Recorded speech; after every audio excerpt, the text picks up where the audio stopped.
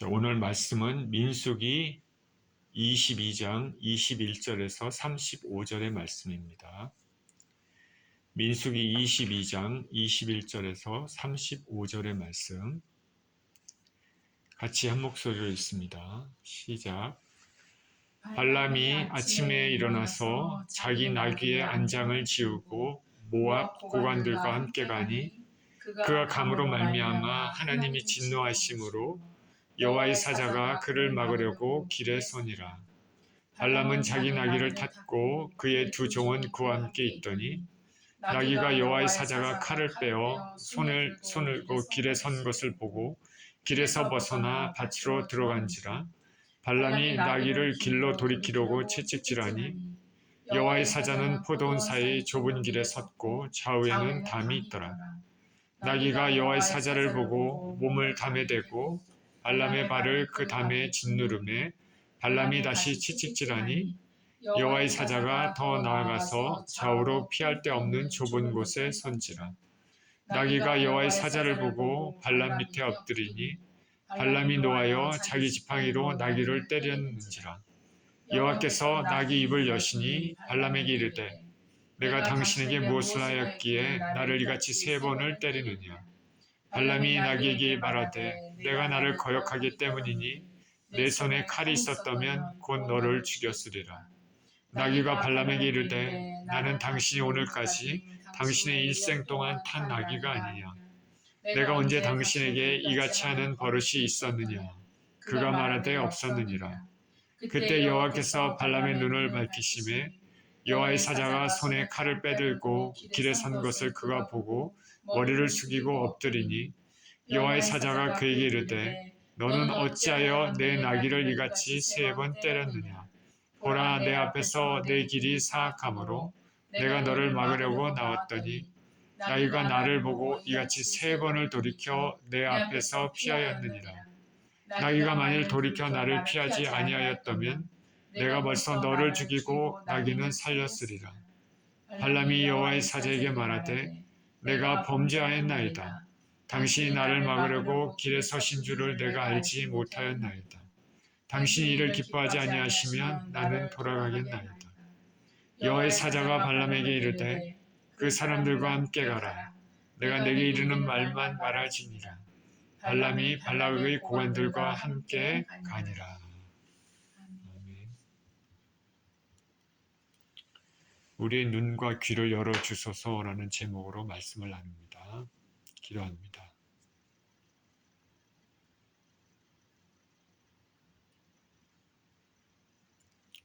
하나님 아버지, 감사합니다.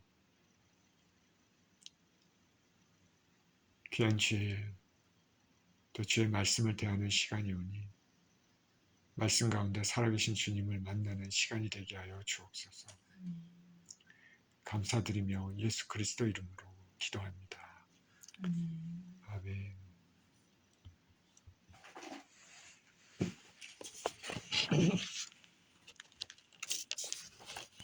우리의 눈과 귀를 열어주소서.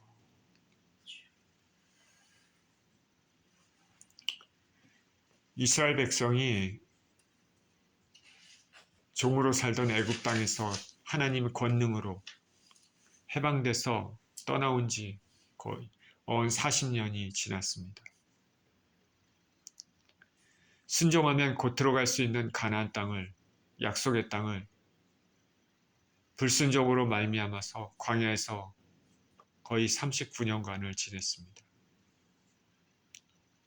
이제 출애굽 1세대는 광야에서 거의 모두 죽고 이제 출애굽 2세대를 중심으로 약속의 땅에 들어가려고 합니다. 가데스를 떠나서 요단강 동편 지역을 향해서 진군해서 모압 평지에 이르렀습니다. 이곳에 도착하는 동안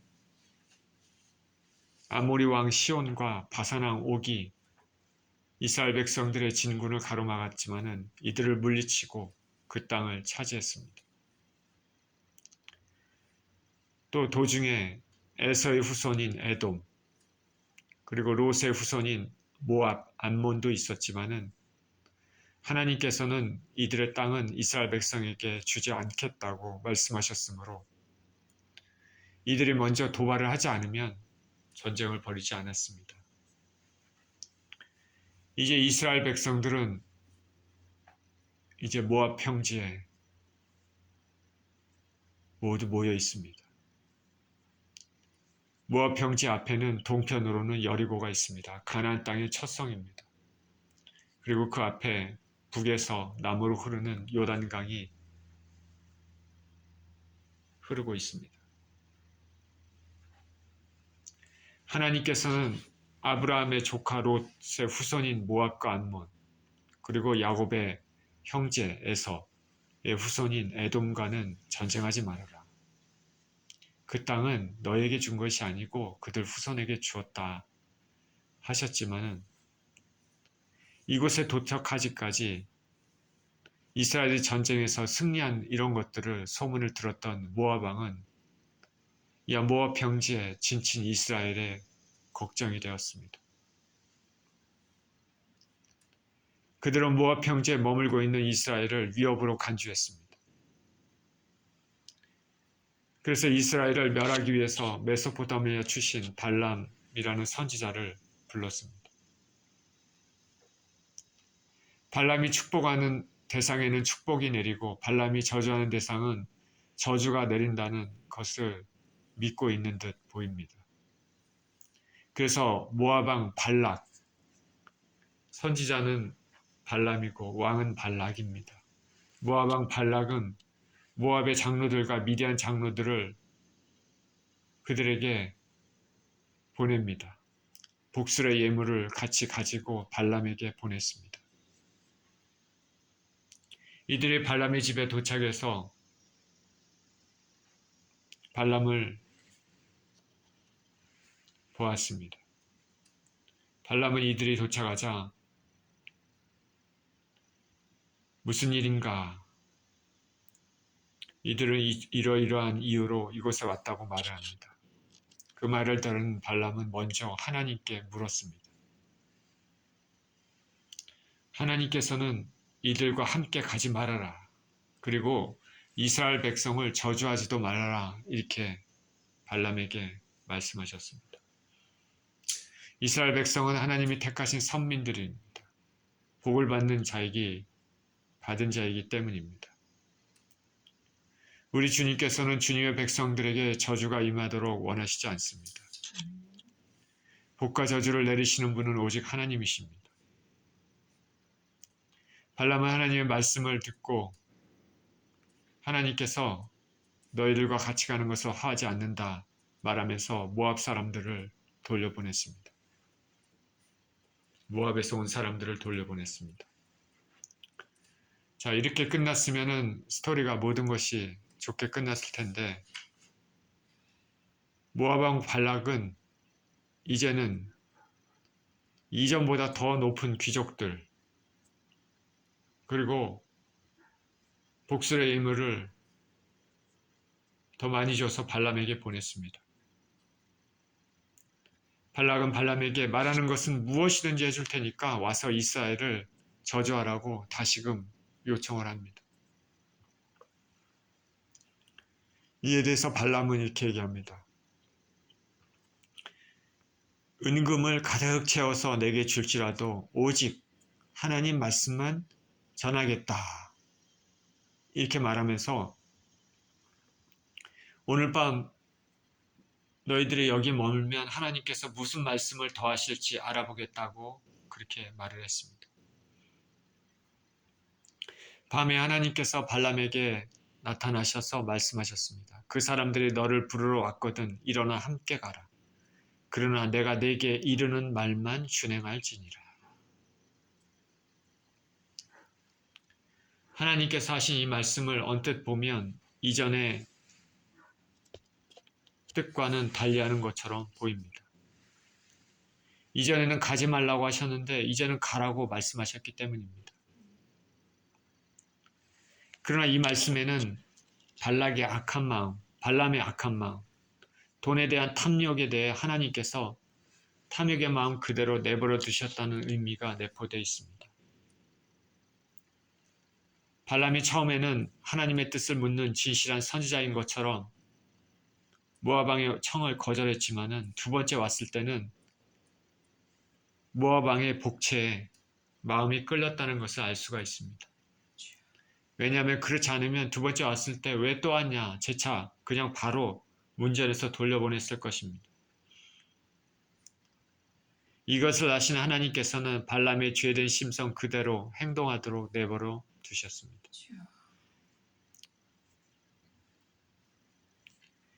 우리 인생들은 하나님께서 하시는 이런 유기, 이런 것이 가장 중요한 재물임을 알아야 됩니다. 세계 수많은 사람들이 악을 저질러도 그대로 내버려 두신다면 그것은 가장 큰 심판입니다.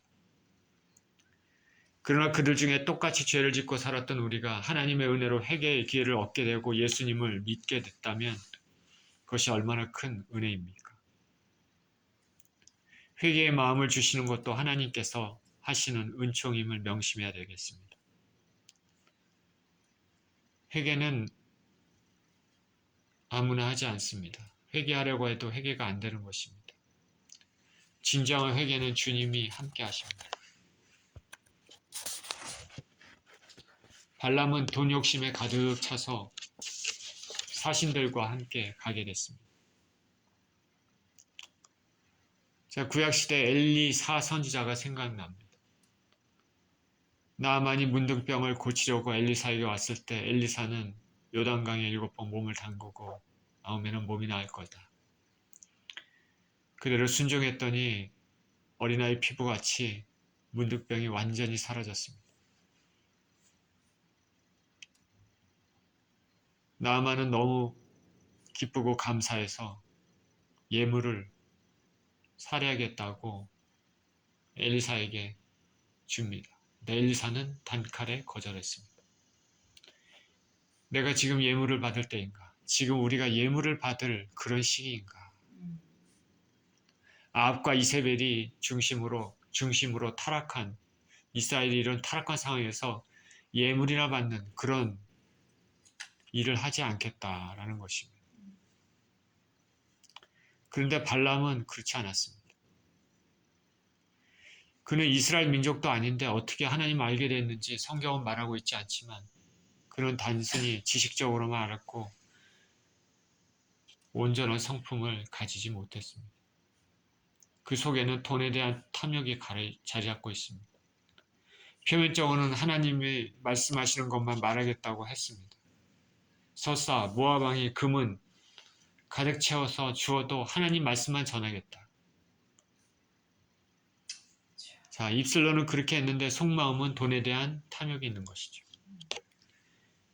입술에 말하는 것과 속마음이 서로 다릅니다. 모압 왕은 아마도 이런 발람의 성품을 알기에 재차 복채를 주어서 사람들을 보낸 것이 아닌가. 우리는 성경이 누누이 강조하는 것 같이 세상적인 것과 하나님 것을 동시에 취해서는 안 되겠습니다. 본문 21절입니다. 발람이 아침에 일어나서 자기 나귀의 안장을 지우고 모압 고관들과 함께 가니 그가 감으로 말미암아 하나님이 진노하심으로 여호와의 사자가 그를 막으려고 길에 서니라. 발람은 자기 나귀를 탔고 그의 두 종은 그와 함께 있더니 나귀가 여호와의 사자가 칼을 빼어 손에 들고 길에 선 것을 보고 길에서 벗어나 밭으로 들어간지라.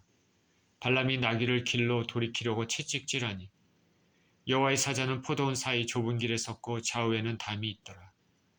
나귀가 여호와의 사자를 보고 몸을 담에 대고 발람의 발을 그 담에 짓누르매 발람이 다시 채찍질하니 여호와의 사자가 더 나아가서 좌우로 피할 데 없는 좁은 곳에 선지라. 나귀가 여호와의 사자를 보고 발람 밑에 엎드리니 발람이 노하여 자기 지팡이로 나귀를 때리는지라. 발람이 아침에 일찍 일어나서 모압 왕의 사신들과 함께 출발했습니다. 자기 나귀의 안장을 지우고 그 위에 타고 그리고 그 두 종을 데리고 가서 출발했습니다. 오늘 본문에 그가 출발했으므로 하나님께서 진노하셨다 말합니다. 하나님 사자가 그가 가는 길목에서 그를 막았습니다. 하나님의 사자가 손에 칼을 들고 있었기 때문입니다. 발람은 그것을 볼 수 없었지만은 발람을 태운 나귀는 볼 수 있었습니다. 하나님께서 나귀의 눈을 열어주셨기 때문입니다. 동물과 인생, 존귀한 인생이지만 인생의 눈은 감겼고 하찮은 동물의 눈은 띄어졌습니다. 인생들을 깨우쳐주기 위해 동물의 눈도 열어주시는 하나님이십니다. 나귀는 칼을 든 하나님의 사자가 두려워서 무서워서 밭으로 들어갔습니다. 아무것도 모르는 발람은 이거 왜 이러지? 이 나귀가 왜 이래? 그랬을 것입니다. 그는 길로 나귀를 다시 돌이키려고 나귀를 때립니다. 채찍질합니다. 하나님의 사자는 좁은 길에 서 있고 좌우에는 담이 있습니다. 이제 나귀가 가지 않으려고 담을 자신의 몸에 댑니다. 버티는 거죠. 전진을 안 하려고 하는 거죠. 앞으로. 담에 몸을 대다 보니까 발람의 발이 담에 짓눌려졌습니다. 그러니까 발람이 다시 채찍질합니다. 그런데 설상가상으로 하나님의 사자는 더 앞으로 나왔습니다. 그래서 피할 데 없는 좁은 곳에 섰습니다. 나귀는 무서워서 이제는 어쩔 수 없이 그냥 엎드립니다. 그러자 발람은 아예 주저앉는 나귀를 보고 화가 나서 이제는 지팡이로 때립니다. 이 장면이 상상이 갑니까? 이 정도 되면 발람은 나귀가 왜 이러는지 생각해야 할 것입니다. 나귀가 어디 아프나? 무슨 일이 있나? 뭐 여러 가지 생각이 있어야 되죠. 근데 발람은 때리기만 합니다. 왜 그랬을까요? 돈에 대한 욕심이 있으니까. 빨리 가야 되는데. 그 생각만 하는 것이죠. 평소에 안 하는 행동을 행동을 한 나귀를 보고 무엇인지 무엇 때문인지 살펴야 되지만 화만 내고 빨리 가야 하는 생각만 했습니다. 영적으로 소경의 눈을 가진 사람은 왜 일이 일어났는지 알지도 못하고 자신의 죄 때문에 일어나는 일도 남 탓으로 돌리게 됩니다. 죄 없는 사람만 가지고 오해하며 원망하며 미워합니다. 저 여러분의 인생에도 이런 일들이 종종 일어나지 않습니까? 나중에 사실 알고는 부끄러움을 느끼는 경우도 종종 있지 않습니까? 이런 일을 피하기 위해서는 우리는 하나님과 말씀을 묵상하며 기도하며 조용히 함께하는 시간들이 있어야 됩니다. 주님 안에서 주님과 교제하는 시간이 신앙의 중심입니다. 성경에는 깨닫지 못하는 영혼은 멸망하는 짐승과 같다 말하고 있습니다. 나귀는 미련한 발람 때문에 매만 맞았습니다. 근데 정작 매를 맞아야 될 발람은 신경질적으로 화만 냅니다. 28절입니다. 여호와께서 나귀 입을 여시니 발람에게 이르되 내가 당신에게 무엇을 하였기에 나를 이같이 3번을 때리느냐. 발람이 나귀에게 말하되 내가 나를 거역하기 때문이니 내 손에 칼이 있었다면 곧 너를 죽였으리라. 나귀가 발람에게 이르되 나는 당신이 오늘까지 당신의 일생 동안 탄 나귀가 아니냐. 내가 언제 당신에게 이같이 하는 버릇이 있었더냐. 그가 말하되 없었느냐. 심판의 칼이 앞에 있음을 알지도 못하고 나귀만 때리고 있는 발람을 깨우치기 위해서 하나님께서는 나귀의 입을 여셨습니다. 이전에는 나귀의 눈을 여시더니 이제는 나귀의 입을 여십니다. 나귀가 말합니다. 내가 당신에게 무엇을 했는데 이같이 3번을 때리느냐. 동물이 자기에게 말하는 것을 보고 깜짝 놀랐을 것입니다. 발람이 말합니다. 내가 나를 거역했기 때문입니다. 칼이 있었으면 벌써 너를 죽였을 것이다. 그랬더니 나귀가 발람에게 또 말합니다. 내가 이제까지 당신에게 이렇게 행동한 일은 있느냐? 발람이 얘기합니다. 없었다. 자, 인간과 동물이 대화하는 것도 참 우습기도 하지만은 하나님께서 발람을 깨우치기 위해 동물의 눈과 입도 사용하신다는 것이 참 놀라운 일입니다. 하나님은 당신의 뜻을 이루시기 위해 자연 만물을 섭리하신다는 것을 알 수 있습니다. 히스기야의 병을 고치시는 표징으로 해시계를 돌리셨고, 가나안 족속을 멸하시기 위해 온종일 해가 지지 않게도 하셨습니다. 바다에 있는 제자들을 보호하시기 위해 예수님은 바다 위를 걸으셨고, 우리의 구원을 위해 죽음에서 부활하셨습니다. 나귀와 발람과의 대화를 통해서 다시 한번 소경의 눈이 밝아지는 것이 얼마나 중요한지 생각해 봅니다. 날마다 하나님 뜻 따르며 영적으로 깨어있는 자는 하찮은 자연의 소리에도 하나님의 음성을 들을 수 있지만, 영적으로 무뎌진 자는 하나님의 직접적인 경고조차도 지나쳐 버립니다. 지금도 저는 생각하는데, 한국에서 여의도 순복음교회 청년 선교회 있을 때 같은 청년이 그런 얘기를 했습니다.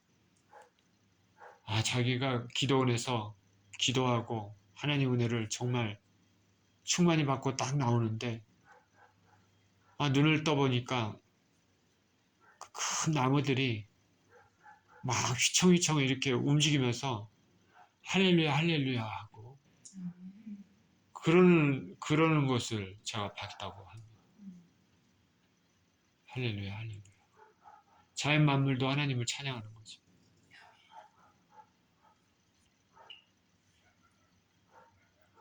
은혜를 받은 자, 영적으로 예민한 자는 그런 것들을 느끼게 되는 것이죠. 그러나 영적으로 둔한 자는 하나님과 교제를 가지지 않고 육적인 그런 삶을 사는 자에게는 그런 것을 보거나 듣거나 느낄 수 있는 것이 감각이 떨어지는 것이죠. 영적인 귀머거리에게는 멸망이 따르는 것입니다. 저나 여러분이나 영적으로 예민한 사람이 되어야 됩니다. 종종 스쳐 지나가는 작은 소리를 통해서 주님은 말씀하시기 때문입니다. 부족한 제가 주님의 음성을 들었다면 지금까지 저의 경험을 비춰보면 주님께서는 종종 스쳐 지나가듯이 살짝 갑자기 툭 던지듯이 조용히 말씀 가운데 말씀하신 경우가 대부분이었습니다. 저에게는 그랬습니다. 사람마다 틀리겠죠. 우리가 일반화할 수는 없지만 저에게는 그랬다 이런 것이죠.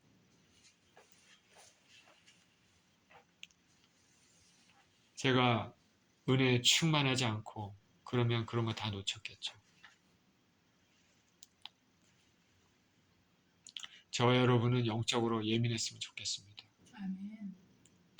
그러기 위해서는 하나님과 더 깊은 교제를 해야 됩니다. 아멘. 말씀 가운데, 기도 가운데 주님과 함께하는 시간이 많아야 될 줄 믿습니다. 아멘.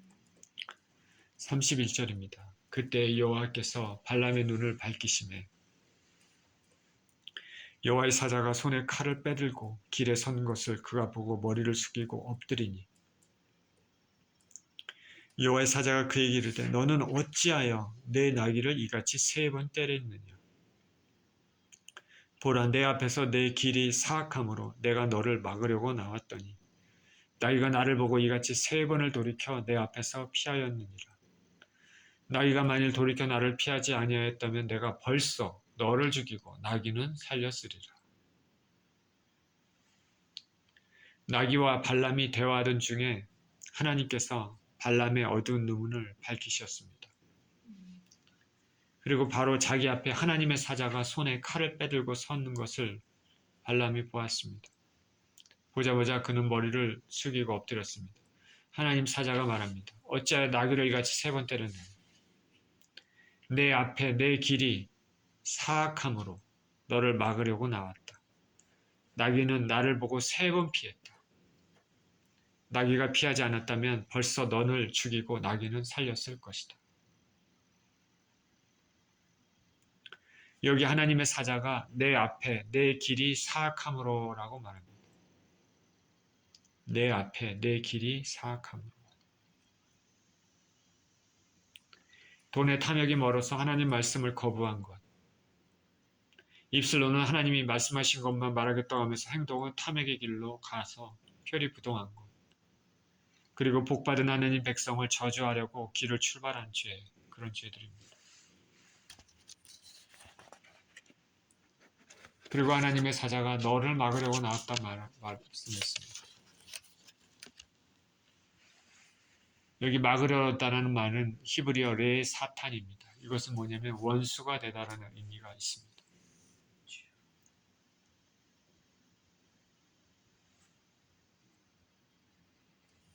발람이 발락을 따르는 행동은 분명히 하나님의 뜻을 거역하는 행동입니다. 하나님의 뜻에 복종하지 않는 모든 생각, 사상, 행동은 하나님과 원수되는 일입니다. 우리 주 예수님은 우리가 죄로 인해 하나님과 원수되었던 것을 십자가에서 청산하시고 화평케 하시지 않으셨습니까? 하나님은 발람에게 기회를 주십니다. 너에게 나와 원수되는 것을 막으려고 나귀의 눈을 열고 말하게 하였다.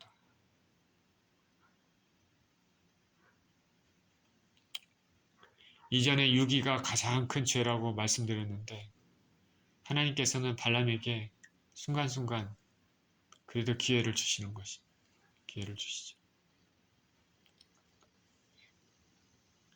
34절입니다. 발람이 여호와의 사자에게 말하되 내가 범죄하였나이다.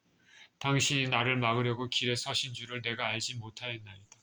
당신이 이를 기뻐하지 아니하시면 나는 돌아가겠나이다. 여호와의 사자가 발람에게 이르되 그 사람들과 함께 가라. 내가 내게 이르는 말만 말할지니라. 발람이 발락의 고관들과 함께 가니라. 발람이 두려워서 하나님의 사자에게 말합니다. 내가 범죄했습니다. 당신이 나를 막으려고 길에 서신 줄을 알지 못했습니다. 당신이 기뻐하지 않으면 돌아가겠습니다. 하나님 앞에 즉시 고개를 숙였습니다. 이 발람의 이 말만 보면 하나님 앞에 회개한 듯이 보입니다. 그죠? 그런데 뒤에 나오는 이야기들을 종합해 보면 그가 여기서 진정으로 회개했다고 믿기가 어려운 것을 알 수 있습니다. 나중에 발람은 이스라엘을 저주하려는 시도가 실패하자 모압 여인들을 이용해서 이스라엘을 가늠케 하고 우상 숭배의 죄를 짓게 하는 꾀를 냈습니다. 발람은 발락에게 가서 발락이 이스라엘을 저주하라고 하는데 하나님의 능력으로 저주는커녕 오히려 그들을 축복하는 그런 일들을 했습니다. 하나님이 그렇게 하시니까 자기는 어쩔 수 없는 거죠. 겉으로 보기에는 발람이 회개하고 좋은 일을 한 것처럼 보입니다. 그런데 그 안에 심령이 바뀌지가 않았습니다. 왜냐하면 그 이스라엘 백성들을 저주하지 못하고 오히려 축복을 하고 난 이후에 그는 꾀를 냈습니다. 어떻게 하면 이스라엘을 무너뜨릴까? 그 방법은 바로 모압 여인들을 이용하는 것이죠. 모압 여인들을 이용해서 이스라엘의 사람들, 남자들을 가늠케 하고 우상 숭배의 죄를 짓게 했습니다. 그래서 무너뜨리려고 했기 때문입니다. 민수기 25장 1절에서 3절에는 이렇게 얘기합니다. 이스라엘이 시딤에 머물러 있더니 그 백성이 모압 여자들과 음행하기를 시작하니라. 그 여자들이 자기 신들에게 제사할 때 이스라엘 백성을 청하며 백성이 먹고 그들의 신들에게 절하므로 이스라엘이 바알부올에게 가담한지라. 여호와께서 이스라엘에게 진노하시니라. 오늘 본문에 있는 말씀 이후에 일어난 일들입니다. 이스라엘 백성들의 일부가 모압 여인들과 음행하기를 시작했습니다. 모압 여인들이 아무래도 미인계를 쓴 거겠죠. 자기 신들에게 제사할 때 이스라엘 남자들을 청합니다. 이스라엘 남자들이 모압 여인들의 신들의 제사에 참여하고 그들의 음식을 먹고 그들의 신들에게도 절했습니다. 하나님이 가장 가증히 여기시는 일이죠. 하나님이 진노하셨습니다. 이런 일이 어떻게 일어났을까? 모든 것 뒤에는 바로 발람의 꾀가 있었다고 민수기 31장은 말합니다. 민수기 31장 16절에 이렇게 얘기합니다. 보라, 이들이 발람의 꾀를 따라 이스라엘 자손의 부올의 사건에서 여호와 앞에 범죄하게 하여 여호와의 회중 가운데서 연병이 일어나게 하였느니라. 참 신기하죠. 발람은 하나님의 음성도 듣고 다 아는 사람인데 왜 이런 일들을 그걸 한두 번도 아니고죠. 이런 일을 하는지 참 알 수가 없습니다. 그게 인생입니다.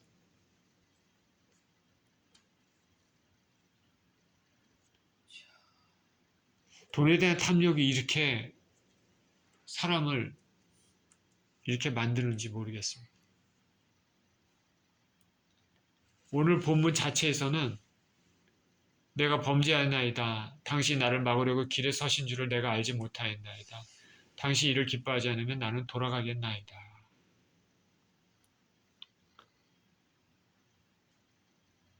이렇게 발람이 얘기한 것은 그 속이 온전치 못한 사람이었지만 본문에서 하나님 앞에서는 감히 대놓고 하나님을 거부할 수 없어서 자신의 마음 깊은 곳에서 생각과는 다르게 절대자이신 하나님 앞에 자신의 잘못을 고백할 수밖에 없었습니다.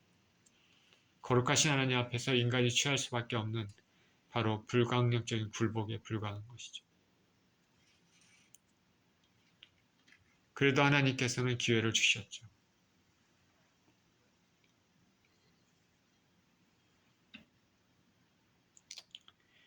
오늘 본문에서 발람은 입술로 하나님의 명령에 순종하는 듯 보였습니다. 그러나 속마음은 탐욕에 눈먼 사람이었습니다.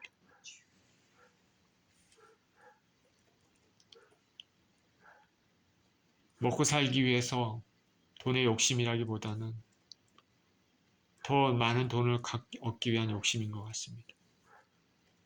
그래도 하나님은 발람을 돌이켜 하나님과 원수가 되지 않도록 하기 위해 나귀의 눈과 입도 사용하셨습니다. 발람은 이때 돌이켰으면 좋았을 것입니다. 그러나 그의 탐욕은 너무 강해서 결국은 이스라엘을 실족하게 하는 꾀를 사용했습니다. 성적인 타락을 하게 함으로써 하나님의 백성들을 넘어뜨렸습니다. 일로 인해 그는 결국 이스라엘이 미디안을 멸망시킬 때 그를 칼로 죽였다고 성경은 말합니다. 발람은 나중에 죽습니다. 이스라엘 백성들에게요. 하나님과 교통까지도 했던 그런 사람이었지만 탐욕은 그의 일생을 심판의 죽음으로 끝나게 했습니다. 우리는 발람의 이야기를 통해 우리 심령이 깨끗해지는 것이 얼마나 중요한지 배우게 됩니다. 죄를 지어도 무감각하게 살다 보면 돌이킬 수 없는 결과를 가져옵니다. 저와 여러분들은 매일매일 삶 속에서 기도로 말씀으로 하나님과 대화하는 시간을 가지면서 우리 자신을 살피는 인생이 되어야 되지 않을까. 나의 삶에 어떤 죄가 있는지 살피고 또 회개하는 그런 인생이 되어야 될 것입니다. 이러한 경건의 훈련을 쌓는 저와 여러분 모두 되시기를 예수 그리스도 이름으로 축원드립니다. 아멘. 기도하겠습니다.